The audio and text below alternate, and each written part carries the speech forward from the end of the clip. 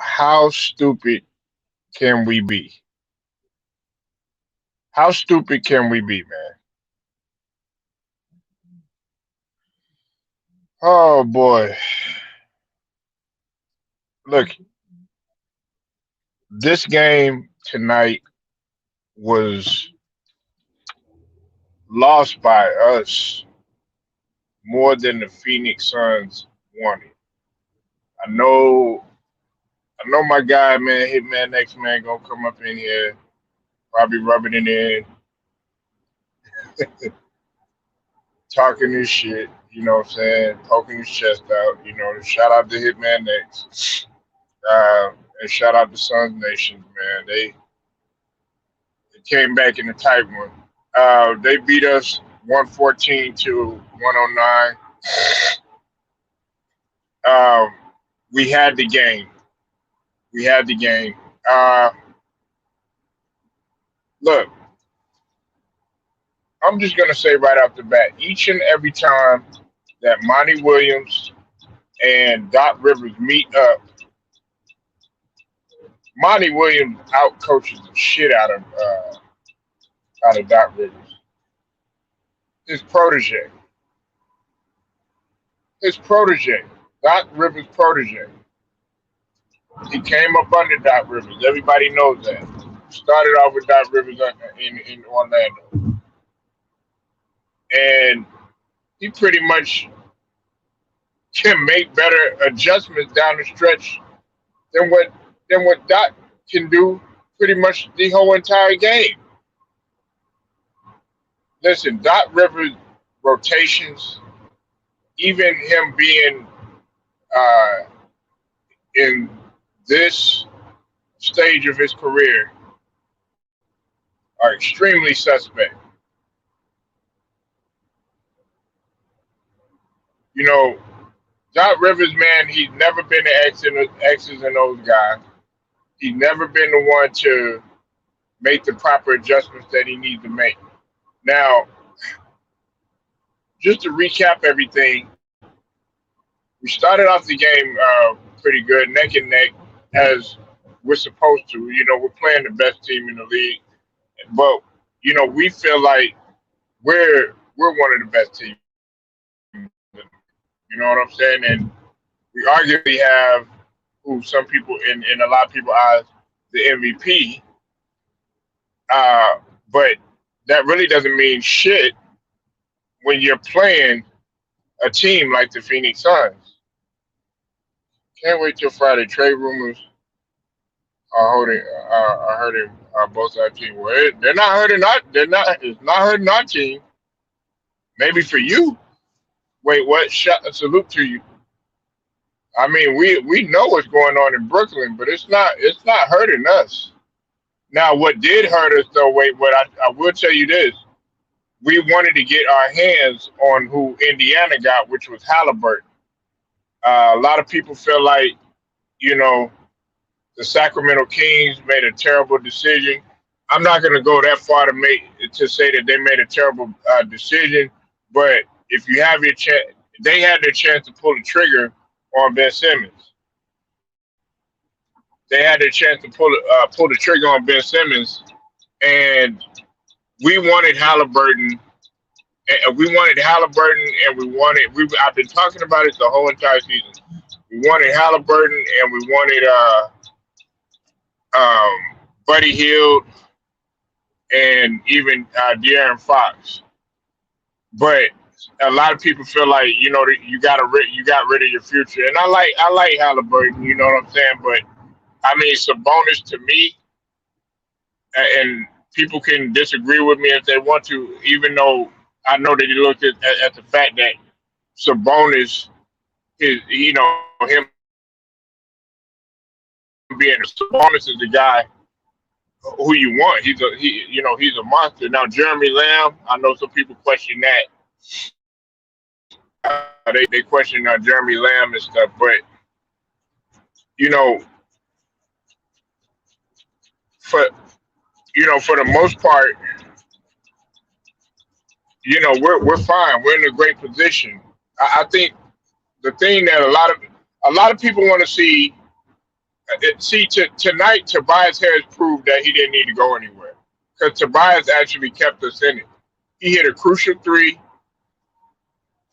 in the key moments of the game, but it's Danny Green.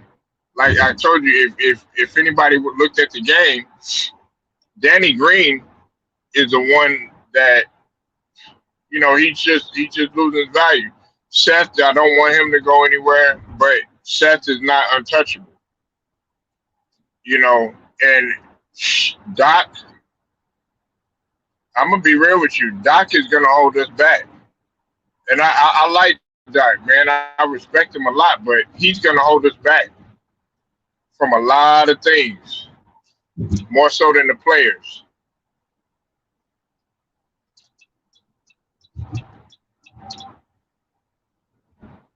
No, Daryl Morey, man. Daryl Morey is waiting on fucking James Harden, man. That's who he's fucking waiting on. Fucking baby ass, punk ass, uh, weak ass, man. I've lost so much respect for James Harden. Oh, you want to cry about your hamstring and stuff? Right at a perfect time when your team needs you and you didn't have any superstars playing the Celtics. Last time I checked, wait, what? Y'all were getting blown out. It was 60-37. What a waste, man. This guy, man, he's 1 foot in, 1 foot out. And here you got Steve Nash at the press conference. Steve Nash ain't got no fucking poker face in the world, man. He knows it's eating them up. Them guys are ready to get rid of Harden.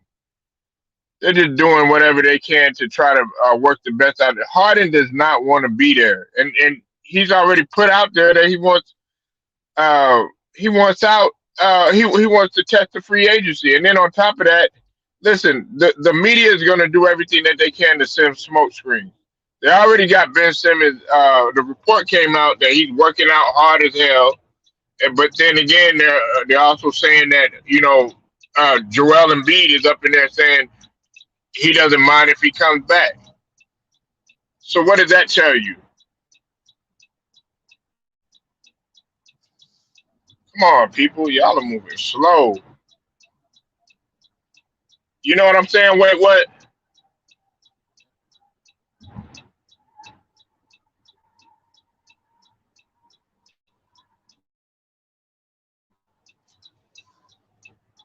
Yeah, he's not.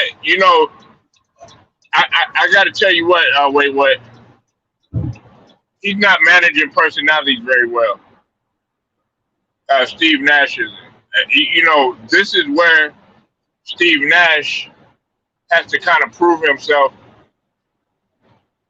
as a coach. He's gonna have to come through in the clutch, so to speak, in terms of his coaching and being able to weather this storm. 9 straight. You got really an ego. You're dealing with 3 egos, but you a guy that has the ego through the roof, and he's a diva through the roof. He makes a lot of complaints. He makes a lot of excuses. So that's the situation that you have to deal with, and he's 1 foot in and 1 foot out. The guy looks like he doesn't want to play. Wait, what?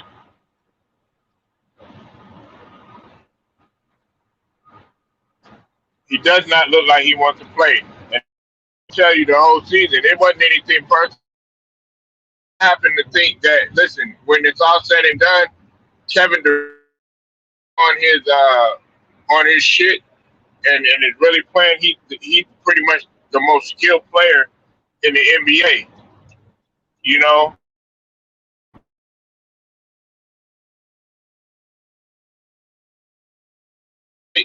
I'll put it in the hands of Kyrie. But when it comes to James Harden, what can you say about him? What, getting 50-point triple doubles? That doesn't mean shit. Getting 60-point triple doubles, that don't mean anything if you're not winning. If you can't do anything at the end of the game, if you can't capitalize, then on top of that, you're sitting there making crybaby excuses and stuff like that. Look at Spider Mitchell. This guy doesn't have Joe Ingles. He doesn't have Rudy Gobert, but he's still able to go out there and still compete. James Harden, I don't want him there, but it's sad though. Wait, what? You believe it or not, they did a poll yesterday. Candace Parker did on NBA TV. You know how many people said that they want James Harden there? 57%. 57% said yes. And the other percentage said that they don't want him there. And pretty much the majority of them want him there. That goes to show you that none of those motherfuckers know basketball. Wait, what?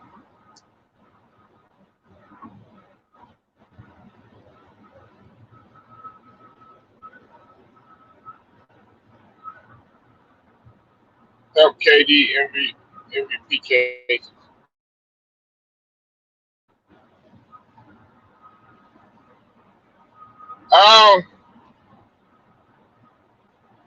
I mean, I can't put him up there. Wait, what? Look, he's played.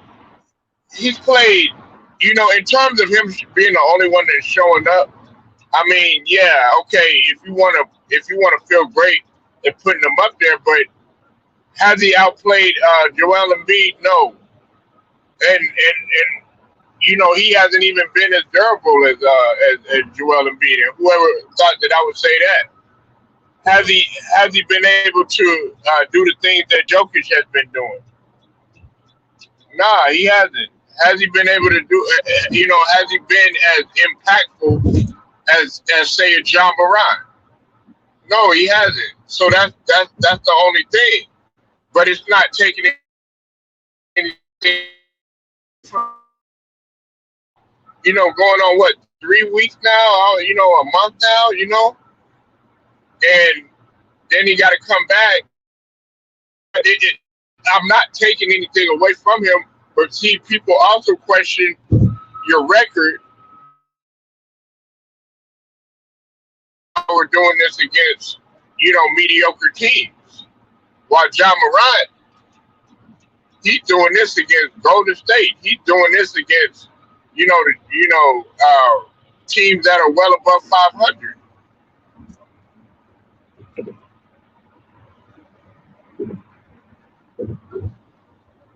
You know, and a lot of people, they don't even have Giannis as an MVP right now, and it's because, you know, he's had a roller coaster season.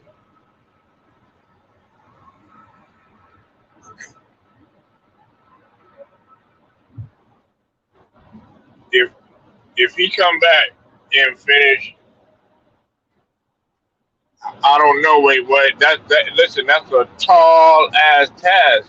I think you're looking at Cleveland. You're looking at Cleveland as if these guys are not really trying to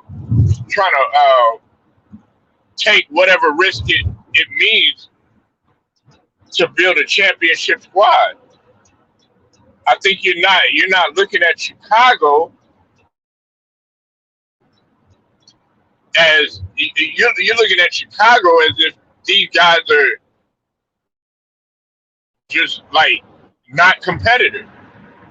I think you see how well, you know, we were able to at least give Phoenix, you know, the competition tonight, but I would have liked to get that win, but it was our inability to close out games, what I've been talking about the whole entire time. But what I'm saying is that y'all have a tall task, and Charlotte, no matter how bad they've been playing, they're still competitive. And then another team, wait, what? You're probably not even really paying attention to them, but Toronto. I mean, people act like, you know, Toronto is not. They're not starting to really develop and be cohesive together now. Last year they had to figure things out. Now these guys they had a year to play with each other. When you talk about Fred VanVleet, when you talk about Gary Trent Jr., when you talk about Pascal Siakam, Siakam is happy now. Remember last year he was having problems in the locker room with the coach. Now everybody's gelling over there, and they're well above 500. And the East is still far more competitive than the West. One could argue that, especially this year. So Brooklyn has got a tall task, man. Now, I mean, anything could happen. We know the season starts right after the All-Star break. Wait, what? I'm just saying on what he could. Okay, look, yeah. Hey, the resume's fine, but you got to go out there. What have you done for me lately? Nets are only 5 or 6 games for first place.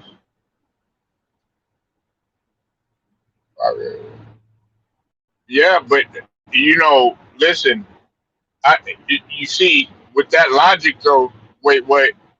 If you're looking at it like that, that's a terrible way of looking at it. I'm pretty sure that KD and Kyrie, I don't give a fuck about Harden. Even fucking Blake Griffin and the other guys on there and the role players are looking at it like, okay, we got to win every single game. Every single game is important. And this is another thing, wait, what, too? We talked about this the other day when it was me, you, and Scrub Zero on the line. This is what I said. You don't want to meet up with nobody in the play-in. You don't want to meet up with nobody in the play-in. What's up with it? Underrated darkness. I see you in the building, man. The #1 grinder, my boy JT. Make sure y'all go subscribe to the homie JT, man. Oh my God, JT. I'm over here talking with Wait What, man.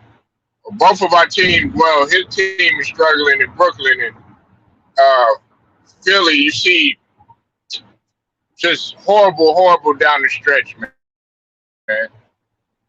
Horrible down the stretch, man. Doc's inability still to coach, man.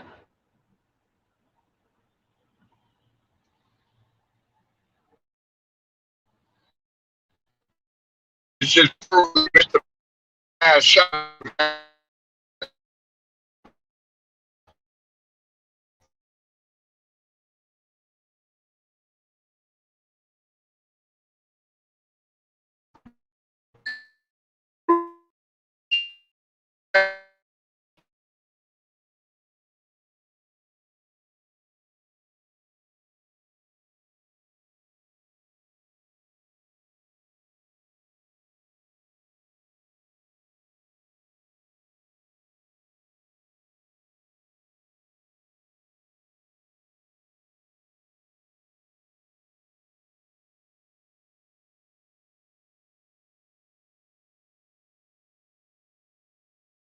Hey, Marco, you know the Earl Spence fight. Hey, I'm gonna go to the fight too, man. I'm gonna be at that Earl Spence fight, the Earl Spence versus Ugas fight. So, yeah, I'm making sure that I'm gonna be there, man, because it's here in Dallas.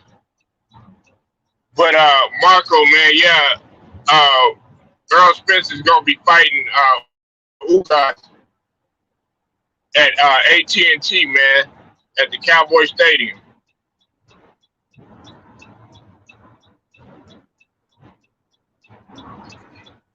But to get back to the game,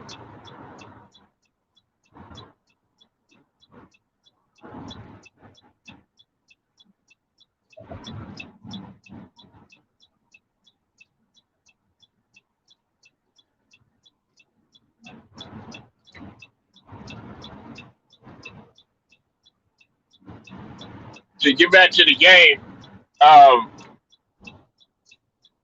Doc's inability to coach down the stretch. Uh, Joel Embiid should have called a timeout. If we had 2 timeouts left, we could have made it. We could have easily got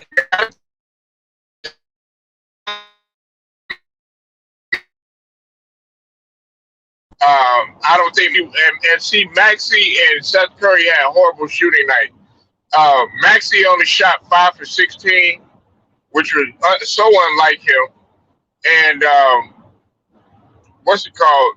Seth Curry shot 1 for 9. Horrible shooting night. And who would have thought that Tobias Harris would have outplayed both of them? And Tobias Harris, he tended to struggle from time to time, but he put up 30 points tonight. And everybody talking about get rid of Tobias Harris. I was like, no, don't get rid of Tobias Harris. You need to get rid of Danny Green's ass. And I like what Danny Green has done for the game, but Danny Green, man, time has caught up to him, as in father time. Oh yeah, Marco, man, Uga has been talking so much shit on social media, talking about it's easy work. It's easy work for him and stuff like that. Oh man, I'm glad. Hey, you better keep that same energy in the ring. Cause listen, I respect Cuban fighters because they have a tough boxing. The way they do things in terms of Cuban fighters and stuff. But Earl Spence is a whole nother animal. He's a whole different animal, a whole different beast.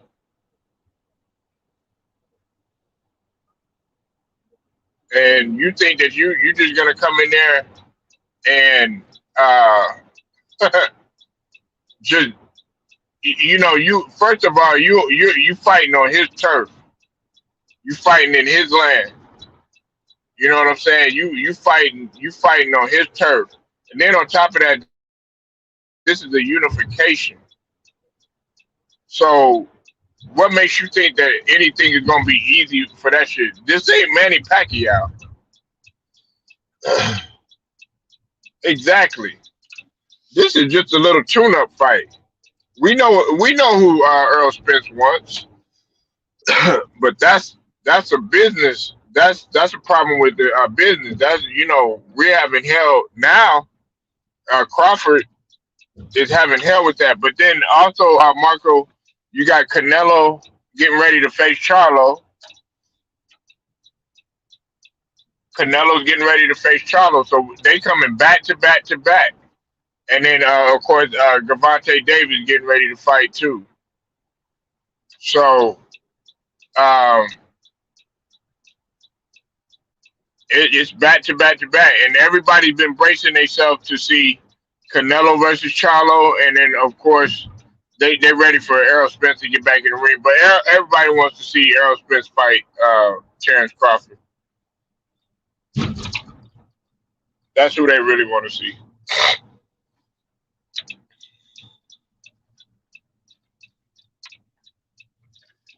I mean, people think that just because Errol Spence, his eye, the retina situation,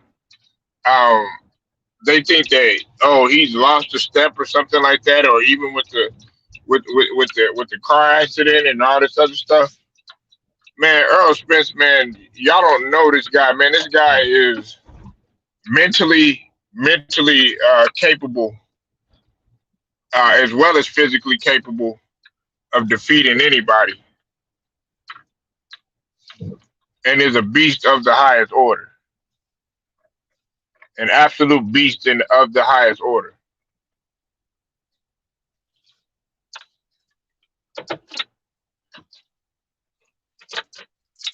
But with that said, man, I'm out. I appreciate everybody pulling up. Number one grinder, Marco Hinton. Wait, what, man? Of course, salute to y'all, man. Make sure y'all pull up. I'll holler at y'all.